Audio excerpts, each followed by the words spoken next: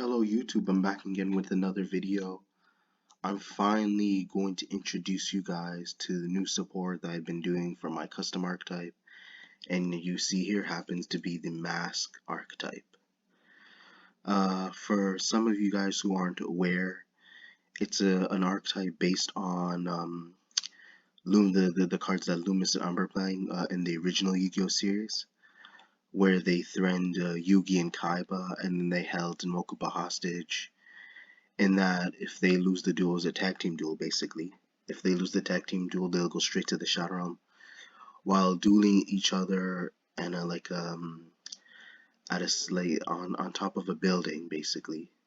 So basically the glass would shatter if they lose, and then they fall right into I think it's more than a fifth story window, like a huge ass building basically, because they were standing on top of the glass, and then they would collapse after, depending if they lose or not. But it was all for the sake of trying to praise Merrick and do his bidding, because they are being controlled by him, so, and brainwashed by the power of the Millennium Rod. And so Merrick would do anything and will be very sneaky in order to gain what he wants, in order to dethrone Atem, in order to, people prefer to call him Yugi, but it's really Atem, to dethrone Atem and take his place as Pharaoh. But besides that, I'm just gonna explain what my opponent's doing. He's playing an archetype called Ethos. It looks like a worm archetype. When I first looked at it, I thought it was like a plant archetype, kind of similar to Sylvan's. And he kind of has like an attitude with me later in Duel, which you'll see afterwards, complaining about how broken my cards are, but yet he has pretty much the same thing. He's pretty much playing the same ideal archetype, where it's just heavily a bunch of relying on powerful monsters while negating card effects, and playing a bunch of omni negates as well as disruption. So he can't really talk, because the only reason he has to be complaining is simply because I had the advantage over him. My deck is overwhelming his, so he's gonna take a while. So let me just go straight to the duel. Yeah, he searches one of his Ethos monsters with his Lake monster, and he'll activate an alternative terraforming, which you see here. Let's fast forward. Another Fanjur, the Tree of Ethos. He'll activate its other effect. I'm not even paying attention because it seems really annoying. So he shuffles it into the deck, and then I'm assuming he special summons. I'm not too sure. There's just so many effects on this card right now, even though I shouldn't judge, but I'm guessing that allowed him to special summon Thymios. And Thymios has another effect. You can turn it to special summon one Ethos monster from your hand to the field, and if the Ethos monster is summoned, you can special summon whatever that monster was that he just summoned, so Thymios. Or you can special summon another Ethos from his deck to the field. Honestly, you guys, this is really confusing right now. I have no clue what he's doing, because I'm not the one who created this archetype, and this is the first time me looking at this into it. So I'm not too sure how it even works. I probably wouldn't even play it, because it's just really confusing. It's really hard for somebody to understand an archetype who's never played, especially someone which is being created by somebody else who isn't even with Konami. And for me to understand it is if someone were to explain it to me, or if there was an update of this archetype ever existing. And QB just seems like he just took that from Naruto and then decided to make it into the worm monster. Same thing with Kagari, because that seems like that's a name from one of the Sky Striker monsters. And here he's going to go into an Xyz monster.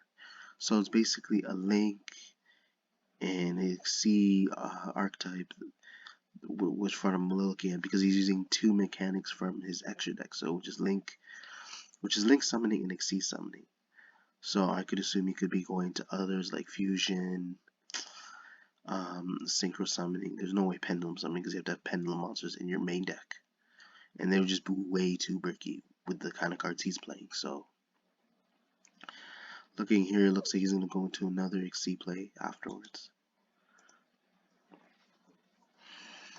Okay, so he summons Kagari again. Alright.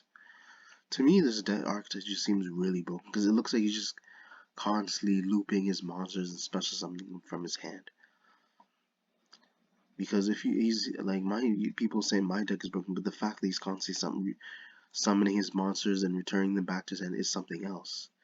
It's something I should be complaining about. And then getting 2 cards from his deck to the hand. Let's understand people like this. They talk about other people's decks and look, is unaffected by other card effects. Which to me says a lot about this guy's mentality, because he's just upset that the fact that I had advantage, even though I was against an overwhelming field, like his back row and his 2 powerful XC monsters. Let me fast forward here. Look what I'm gonna do. I'm gonna play mass draw. Destroy one of my mass monsters. I draw 2 cards, and my hand isn't that great either. Look at this. Yes, I have a lot of search power, but I drew into too many of the same monsters and same cards. Like right now, I'm in some mass Inquisitor, and I get an additional normal summon with its effect, as long as it's a masked monster. I'm gonna fast forward here. I'm gonna normal summon Mass Crimson, and then here's the response. Obviously, Ash Blossom. I'll activate the Inquisitor's other effect, allowing me to fusion summon. So obviously, okay, he had a response. But from here, I'm gonna activate Mask of Cruelty, tributing one of my mass spell traps or my monsters. So since it's a spell, I can destroy up to 2 cards my opponent controls instead of 1. But he negates it with his Betrayal of the Ethos, and then he's gonna use Lumen's effect. It just seems like a lot of these names, I'm not even surprised he just like pretty much looked into these names, went on Wikipedia, and just found out these names on Wikipedia and just pretty much copy and paste them onto one of his cards. That's what I'm looking at right here. Like Delirium, these names just sound so familiar, and then he plays Upstart. I gain 1,000, draw 1 card. Not like the 1,000 life points really make a difference for me, so. But I do appreciate the favor. And it activates another Ethos. I'm not sure whether it'll give him more advantage, but it does give him another additional search, so. Let me fast forward here. It looks like I'm at a disadvantage right now, but he's going to attack my Inquisitor. And I take 1,200. Right now, my deck still has the advantage. I'll go into another Crimson. I'll use this effect. But he's going to negate it with Delirium. That's fine. I'll go into Mask Fusion. And I'll draw with the Discardius Remnants effect, which is pretty crazy. You guys are going to see what's going to happen. Pretty much a fitting boss monster as well. And since a mask card was destroyed, I had to gain control of one of my opponent's monsters.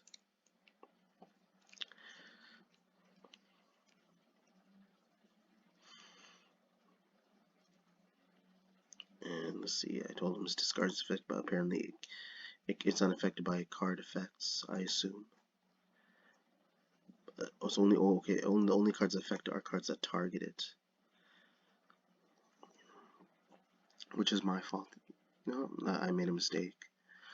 I didn't fully read it because I feel the card's just really annoying. I told him my bad, so. But eventually he's gonna rage quit at some point, so. It's unaffected by card effects except targeting, which I understand, so. I thought overall the card was just really extremely powerful. And just had a really broken effect. Not only being able to negate a monster's effect, but the fact that it's unaffected by card effects except targeting. But if you guys get what I mean, it's the fact that it can negate a card effect on top of being unaffected by card effects except targeting. And from here, I have the advantage. I'm just gonna end my turn. Most likely, my opponent's gonna scoop, or I already have Mask of Karma in case once I activate Mask of Karma. I think from here on out, he's going to quit, or after he said this, he's gonna rage quit. I can 100% be real with you guys.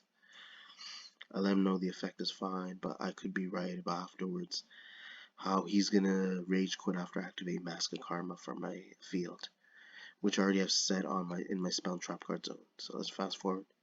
Nope, I didn't even activate it yet. So, but he's talking about Dueling Book has a skill issue. He should talk about his cards. That's what I was trying to say from the beginning.